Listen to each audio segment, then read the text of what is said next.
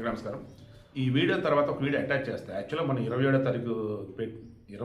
తారీఖు న్యూస్ అది 28 వీడియో చేసి పెట్టలేదు. ఈ వీడియో చెప్పిన తర్వాత ఆ వీడియో కూడా అటాచ్ చేస్తాడు. ముందుగా మెగా ఇంజనీరింగ్ సంబంధించి మెగా కంపెనీ అన్నప్పుడు పిచ్చిరెడ్డి అండ్ కృష్ణారెడ్డి ఒకళ్ళు మామ ఒకళ్ళు అల్లుడు చాలా తక్కువ వ్యవధిలోనే వేల కోట్ల టర్న్ ఓవర్కి వెళ్ళిపోయింది. మేబీ లక్షల కోట్లు కూడా దాటి ఉండొచ్చు. బహుశా నాకు తెలిసి ఆ కంపెనీ ఫస్ట్ టైం వచ్చేటప్పటికి అండర్ గ్రౌండ్ డ్రైనేజ్ పైపులకు సంబంధించి ఎంటర్ అయింది. 2004లో రాజశేఖర రెడ్డి ముఖ్యమంత్రి అయిన తర్వాత జలయజ్ఞం ఉంటూ స్టార్ట్ చేసినప్పుడు వీళ్ళకి మల్టిపుల్ ప్రాజెక్ట్స్ వచ్చాయి. ఇక అప్పుడు ఇరిగేషన్ కావచ్చు, ప్రాజెక్టుల విషయంలో కావచ్చు, మంచి మంచి వాళ్ళు చేతికి వచ్చిన టెండర్లు అలా ఎక్స్పాండ్ చేసుకుంటూ పోతూ ఉన్నారు.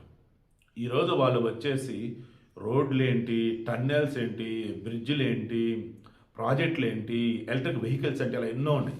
అందులో ఈవీ ట్రాన్స్ అని చెప్పేసి ఒక కంపెనీ ఉంది, మెగాకు అనుబంధం ఉన్న కంపెనీ. ఈ ఈవీ ట్రాన్స్కి ఇప్పుడు వైస్ ప్రెసిడెంట్ ఆపరేషన్స్ ఆ వింగ్కి వైస్ ప్రెసిడెంట్గా ఎవరు వెళ్ళారంటే మన VV Lakshminarayana alias JD Lakshminarayana. 2006 నుంచి 2013 వరకు డిప్యుటేషన్ మీద సిబిఐకి వచ్చినారు. ఆయన Maharashtra cadre IPS officer. Additional director general కేడర్లో ఉన్నప్పుడు విఆర్ఎస్ తీసుకొని వచ్చిన్నారు. ఆ తర్వాత జనసేనలో జాయిన్ అయ్యారు, పోటీ చేశాడు, గెలవలేదు. ఇక ఆ తర్వాత జయభారత్ పార్టీ అని పెట్టున్నారు, అది అవ్వలేదు. అగ్రికల్చర్ చేశారు, తర్వాత పక్కకు వచ్చిన్నారు. ఇక రీసెంట్ టైమ్స్లో అన్నప్పుడు మొన్న వాళ్ళ మిస్సెస్ ఈయన సైబర్ ఫ్రాడ్ వాళ్ళ వల్ల 2.5 కోట్లు దాదాపు మోసపోయారు. సో ఫైనాన్షియల్గా వాళ్ళు ఇప్పుడు బాగా ఇబ్బందులో ఉన్నారు, నో డౌట్. అందులో బయటపడాలి. పొలిటికల్గా అన్నప్పుడు ఇప్పుడున్న రాజకీయాలకి ఆయన సెట్ అవ్వట్లే, అది తెలుసుకున్నాడు. ఇక తనకు వచ్చింది ఏంటి, తాను వరంగల్ ఎన్ఐటీలో బీటెక్ మెకానికల్ చేశారు. ఆ తర్వాత ఐఐటి మద్రాసులో ఎంటెక్ చేస్తున్నారు. ఆ తర్వాత సివిల్స్లో ర్యాంక్ రావడానికి ముందు అశోక్ లేలాండ్ R&Dలో ఈ వెహికల్ మ్యానుఫ్యాక్చరింగ్, తర్వాత మ్యానుఫ్యాక్చర్ ఎన్విరాన్మెంట్కి సంబంధించి అంటే వెహికల్ సిస్టమ్స్, తర్వాత మ్యానుఫ్యాక్చరింగ్ ఎన్విరాన్మెంట్లో దానికి సంబంధించి ఆపరేషన్స్లో మంచి నాలెడ్జ్ ఉంది ఆయనకి. సో ఇప్పుడు ఈ ఈవీ ట్రాన్స్ ఏదైతే ఉండదో వెహికల్స్ మెగా వాళ్ళు కదా, ప్రజెంట్ తెలంగాణలో, తర్వాత బాంబేలో, గోవాలో, పూణేలో ఎలక్ట్రిక్ బస్సులు నడుస్తున్నాయి కదా, చాలా వరకు ఈ కంపెనీవే. సో ఇంకా ఇప్పుడు ఎక్స్పాండ్ చేయబోతున్నారు. త్వరలో ఇంకా వందల వేలలో బస్సులు కూడా రిలీజ్ కావాలి. ఆ దానికి ఆపరేషన్స్ విభాగంలో మన లక్ష్మీనారాయణ గారు ఇప్పుడు వైస్ ప్రెసిడెంట్లో జాయిన్ అయ్యారు. ఆ కంపెనీలో ప్రకటించారు. సో మంచి జీతం అండ్ ఆయనకు వచ్చినటువంటి విద్యనే మన ఇక్కడ చూపించబోతున్నాడు. హ్యాపీగా లైఫ్ లీడ్ చేయడం మనస్ఫూర్తి కోరుకుంటున్నాను. ఎందుకంటే వాళ్ళ కొడుకు ఆల్రెడీ సివిల్స్లోనే ఉన్నారు, ఐదర్ ఐఏఎస్ ఆర్ ఐపీఎస్లో ఉన్నారు వాళ్ళ కొడుకు కూడా. ఆయన ఆల్రెడీ ఈయన రాజకీయాలు మొత్తం చూశాడు, సొసైటీ ఏంటో చూస్తున్నాడు, ఈ మోసాలు అన్నీ మనకు వదిలిపోతున్నాడు, ప్రశాంతమైన జీవితం కావాలనుకున్నాడు. ఇప్పుడు ఆ డెసిషన్ తీసుకున్నాడు. మేబీ ఇక రాజకీయ జోలికి రాకపోవచ్చు, ఒకవేళ వచ్చినా చేతిలో రూపాయి ఉండాలి. ఎందుకంటే రాజకీయాల్లో ఉన్నప్పుడు చేతిలో రూపాయల వాడు ఎందుకు ఇచ్చేసానంటే నీ వెనక వస్తున్న కనీసం నువ్వు అన్నం పెట్టారు కదా మరి. సో అది అనమాట విషయం. ఎనీవే ఒక మంచి నిర్ణయం తీసుకున్నారు, తత్వం బోధపడింది. మొత్తానికి ఒక సైబర్ క్రైమ్ వీళ్ళ లైఫ్ని మార్చింది. ఆయన అసలు నిజంగా ఏమాటంటే మెచ్చుకోవాలి. ఎందుకంటే మామూలుగా అయితే ఎవరైతే బయటపడ్డారు, బట్ ఆయన బయటపడ్డాడు. ఏ రకంగా మోసపోయాం, అత్యాసపోయి మోసపోయాం, క్రాస్ చెక్ చేసుకోలేకపోయాం, ఇలా ఎవరు మోసపోవద్దు అదే చెప్పాడు. అండ్ అసలు ఆ రోజు ఏం జరిగింది, వాళ్ళు ఎలా దొరుకున్నారు ఏంటి, నెక్స్ట్ వీడియో అటాచ్ చేస్తాను చూడండి. అందుకే నమస్కారం.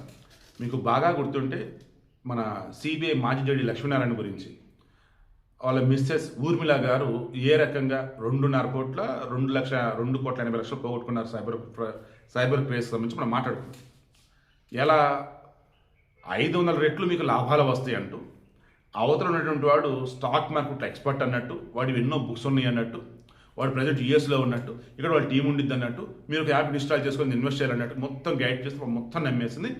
అండ్ ఏకంగా లక్ష్మీనారాయణ గారి దగ్గర ఉన్నటువంటి సేవింగ్స్ డబ్బులు కూడా పెట్టారు, వాళ్ళ బంగారం కూడా తాకట్టు పెట్టి మరీ పెట్టారు. డబ్బులు కనిపిస్తే విత్డ్రా చేసుకోలేకపోతారు. ఫ్రాడ్లో మెయిన్ ఇదే, డబ్బులు కనిపిస్తే మీరు విత్డ్రా చేసుకోరు. విత్డ్రా చేయాలంటే మనం ఇంకొంత యాడ్ చేయాలి, ఇంకొంత యాడ్ చేయాలి. వీళ్ళకి అర్థమైపోయింది. నాకు తెలిసి లక్ష్మీనారాయణ గారి అబ్బాయి కూడా ఐపీఎస్ ఆఫీసర్ అనుకుంటున్నాను నేను. సో భర్త మాజీ ఐపీఎస్ ఆఫీసర్, కొడుకు IPS officer, subject correction IPS or IAS officer వాళ్ళ అబ్బాయి కూడా. బట్ ఈమె మాత్రం ఎలా పెట్టిందంటే లక్ష్మీనారాయణ గారు తెలిసి కూడా పెట్టుండవచ్చు. మాట్లాడుకున్నాం మనం. ఆశ, ప్రతి మనిషికి ఇక్కడ వచ్చే ఆశ అనేది ఉంటుంది, నాకైనా మీకైనా ఎవరికైనా. బట్ అలా లక్ష్మణ్ గారు మోసపోయారు, వచ్చి కంప్లైంట్ ఇచ్చాడు. మోసపోయి కూడా కంప్లైంట్ చేయడానికి అర్థం ఏంటి, ఇంకెవరు మోసపోవద్దని కదా, అందులో మెచ్చుకోవాలి ఆయన్ని.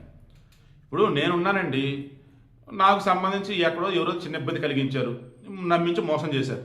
నేను చెప్పుకోలేను కదా అన్నిసార్లు, బట్ ఆయన చెప్పాడు. ఆ రోజు చాలామంది ఆయన అన్నారు, నేను కూడా అన్నాను. కానీ తర్వాత అనిపించింది ఎంత తెలివి కలని సరే ఈజీగా మోసం చేస్తారా వీళ్ళు అంటే ఇదే కదా అనిపించింది. సరే ఇప్పుడు గతంలో మీకు చాలాసార్లు చెప్పా, మన హైదరాబాద్ పోలీసుల పవర్ మామూలుగా ఉండదండి. వాళ్ళ మీద పొలిటికల్ ప్రెజర్ కనుక లేకపోతే, వాళ్ళకి ఫ్రీ హ్యాండ్ ఇస్తే ఎక్కడ ఉన్నా కానీ ఎవరైనా తీసుకొచ్చి లోపలేస్తారన్నాం. ఎగ్జాక్ట్గా ఇప్పుడు బీహార్, పశ్చిమ బెంగాల్ చెందినటువంటి ఇద్దరు సైబర్ క్రైమ్కి పాల్పడినటువంటి వారి నలుగురు కూడా పట్టుకొచ్చి లోపలేశారు. వారి అకౌంట్ ఫ్రీజ్ చేశారు. ఇప్పుడు వీళ్ళ డబ్బు ఎంత రికవరీ చేస్తారు ఏంటంటే తెలియాలి. సో సింపుల్ ఈ విషయం ఏంటంటే, మరలా చెప్తున్నా, అధికారంలో ఉన్నోడిని, ఓకే, డ్యూటీలో ఉన్నోడిని కదిలించినా వారి జోలికి వెళ్ళినా వాళ్ళు చూస్తూ ఊరుకోరు. మార్క్ మై వర్డ్స్, అధికారంలో ఉన్న జోలికి పోయినా వాళ్ళు ఊరుకోరు. అదేవిధంగా ఐఏఎస్లు, ఐపీఎస్ జోలికి పోయినా వాళ్ళు ఊరుకోరు. ఎందుకు? రిమైనింగ్ వాళ్ళ విషయాలు అంటే చూసినట్టుగా ఉంటూ ఉంటారు. ఎందుకులేండి, వాళ్ళ జోలికి వస్తే ప్రజలు మరి చిన్న చూపు కదా, కాపాడుతున్న ఇల్లు ఎట్టున్నారు ఏంట్రా బాబు అనుకుంటారు కదా. అందుకేం చేస్తారు, వాళ్ళ జోలికి వస్తే ఎవరిని ఊరుకోరు అన్నమాట. అందరి జోలికి వచ్చినా కానీ ఊరుకోకూడదు. బట్ అంత స్టాఫ్ లేదు, అంత టైం వాళ్ళకు ఉండదు. ఏ రోడ్డు పిచ్చి కేసులు పెడుతున్నారు కాబట్టి సెలబ్రిటీలు వచ్చేసి వాళ్ళే హడావుడి చేస్తారు. మళ్ళీ వాళ్ళన్న కోతలుగా అవతల రిప్లై ఇస్తే మళ్ళీ వాళ్ళ మీద కేసులు పెడుతున్నారు. అలా కుప్పలు కేసులు ఉన్నాయి వాళ్ళ దగ్గర. సో అందుకని చెప్పేసి అన్ని పట్టించుకోరు. బట్ ఒక పోలీస్ ఆఫీసర్ 2,58,00,000, 2,80,00,000 దాదాపు వాళ్ళ ఫ్యామిలీ మొత్తం నష్టపోయారంటే, సైబర్ క్రైమ్ వాళ్ళు ఈ రకం మోసం చేశారంటే ఇక సామాన్యంగా మోసం చేస్తారు కదా. సో వాళ్ళు పట్టకు రావాలి, పట్టుకొచ్చి లోపలేశారు. ఇక ఇప్పుడు సొమ్ము రికవరీ చేయాలి. అండ్ ఇటువంటి ఘోరాలకు అసలు వాళ్ళు ఎలా పాల్పడతారు, ఇటువంటి నేరాలు ఎలా చేస్తారు, ఈజీగా అవతలను ఎలా టార్గెట్ చేస్తారు, ఎలా ట్రాప్లోకి దించుతారు, ఎలా ట్రాప్స్లో దించుతారు, ఇవన్నీ ఇప్పుడు ఇన్వెస్ట్ చేసి బయట పెడతారు. డబ్బు రికవర్ అయితే మాత్రం అప్పుడు నాకు కూడా హ్యాపీగా ఉంటుంది.